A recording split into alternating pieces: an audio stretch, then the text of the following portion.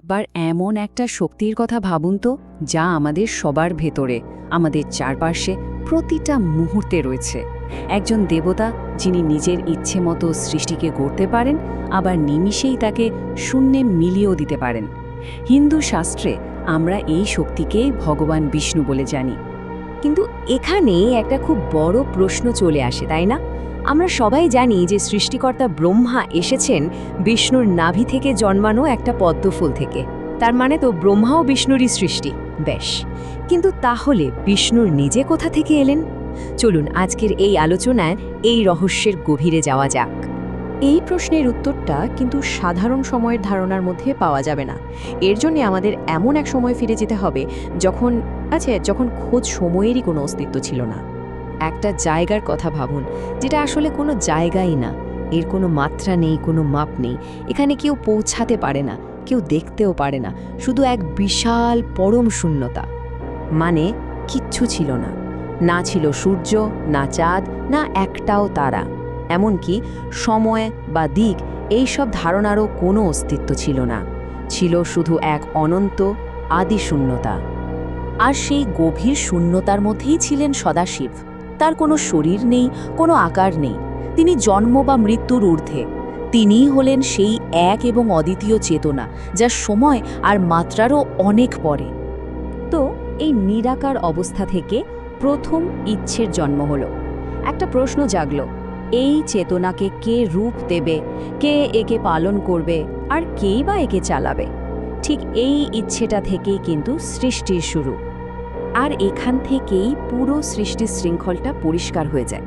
দেখুন, সদাশিবের ইচ্ছে থেকেই তারই ছায়ার মতো আবির্ভূত হলেন শ্রীনারায়ণ, অর্থাৎ বিষ্ণু। আর সেই নারায়ণ যখন যোগনিদ্রায় মগ্ন, ঠিক তখন তার নাভিপদ্ম থেকে জন্ম নিলেন সৃষ্টিকর্তা ব্রহ্মা। ব্যাপারটা আরও পরিষ্কার হয় নারায়ণের নিজের কথাতেই। ব্রহ্মা যখন তাকে তার উৎস নিয়ে প্রশ্ন করেন, নারায়ণ উত্তর দিয়েছিলেন, আমারও একটা শুরু আর শেষ আছে, আর সেই উৎস হলেন সদাশিব। এর থেকে তো আর কোনো সন্দেহই থাকে না যে সবকিছুর চূড়ান্ত উৎস হলেন ওই সদাশিবই। বেশ, তাহলে এই সৃষ্টির শৃঙ্খলে বিষ্ণুর ভূমিকাটা ঠিক কি? তার উৎপত্তির রহস্য তো জানা গেল। এবার চলুন তার যে প্রতীকী রূপ আর মহাজাগতিক আবাস, সেদিকে একটু নজর দেওয়া যাক। আমরা তো প্রায়ই বিষ্ণুকে এই রূপে দেখি, তাই না? ক্ষীর সাগরে অনন্ত নাগের ওপর তিনি একদম শান্তভাবে শুয়ে আছেন।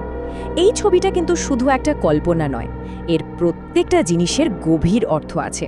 যেমন ধরুন, ওই যে শেষ নাগের হাজারটা মাথা, ওগুলো আসলে সময়ের অনন্ত প্রবাহকে বোঝায়। বিষ্ণুর যে বাসস্থান বৈকুণ্ঠ, সেটারও কিন্তু দুটো ব্যাখ্যা আছে। পুরাণ অনুযায়ী এটা ব্রহ্মাণ্ডের অনেক ওপরে একটা স্বর্গীয় প্রাসাদ। কিন্তু যোগীরা বলেন বৈকুণ্ঠ কোনো জায়গা নয়, ওটা হলো চেতনার এমন একটা স্তর যেখানে আত্মা পরম শান্তি খুঁজে পায়। মানে এটা আসলে একটা ভেতরের জগৎ। বিষ্ণুর এই যে শক্তি, এটা কিন্তু কোনো একটা সময়ে আটকে নেই, বরং বিভিন্ন যুগে যখন যা প্রয়োজন পড়েছে, এই শক্তি পৃথিবীতে নানা রূপে আবির্ভূত হয়েছে। তার অবতারগুলো আসলে শুধু রূপের বদল নয়, এগুলো হলো তার শক্তির এক একটা প্রয়োগ। যেমন ভগবান রাম ছিলেন ধর্মের শক্তির প্রতীক, আর ভগবান কৃষ্ণ ছিলেন জ্ঞানের শক্তির প্রতীক। যেমনটা এখানে দেখতে পাচ্ছি, ত্রেতা যুগে ধর্মের প্রয়োজনে তিনি এলেন রাম রূপে, দাপর যুগে জ্ঞানের প্রসারের জন্য এলেন কৃষ্ণ হয়ে, আর ভবিষ্যৎ পুরাণ বলছে এই কলিযুগের শেষে অধর্মকে বিনাশ করতে তিনি আসবেন কল্কি রূপে। তাহলে এখন প্রশ্নটা হলো, বিষ্ণুর সেই শক্তি কি আজও পৃথিবীতে আছে? উত্তরটা কিন্তু বেশ ইন্টারেস্টিং।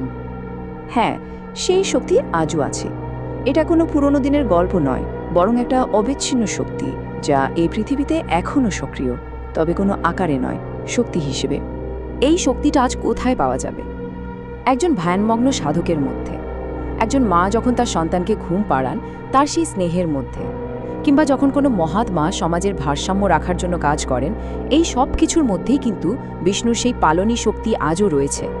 সুতরাং আসল কথা হলো, বিষ্ণু কেবল পুরাণের একজন দেবতা নন, তিনি আসলে এক জীবন্ত চেতনা, এমন এক শক্তি যা সময়ের স্রোত বেয়ে এগিয়ে চলেছে এবং আমাদের প্রত্যেকের হৃদয়ে নীরবে বাস করছে। আর এখানেই আমাদের আজকের আলোচনার শেষ আর সবচেয়ে গুরুত্বপূর্ণ প্রশ্নটা আসে। যদি গোটা ব্রহ্মাণ্ড ওই একটাই চেতনা থেকে তৈরি হয়ে থাকে, তাহলে সেই একই মহাজাগতিক শক্তি কি আমাদের প্রত্যেকের ভেতরেও নেই? একবার ভেবে দেখবেন।